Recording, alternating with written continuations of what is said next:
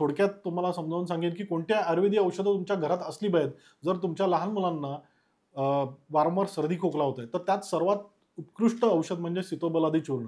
सीतोपलादी चूर्ण जेव्हा-केव्हा तुमच्या घरातील लहान मुलांना खूप प्रमाणात कफ झालेला असेल, श्वसन संस्थेमध्ये खोकल्या वाटे किंवा तोंडावाटे कफ येतोय, नाकातून भरपूर हिरवट पिवळसर कफ येतोय, अशा वेळेस सीतोपलादी चूर्ण सकाळ-संध्याकाळ पाव-पाव चमचा मधाबरोबर दिलं तर सुंदर काम करतं.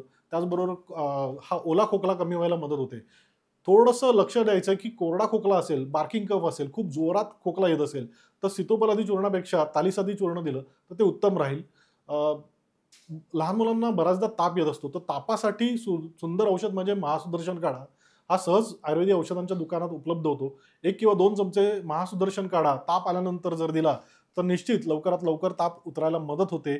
त्रिभुवन कीर्ती ही सुंदर औषधी आहे.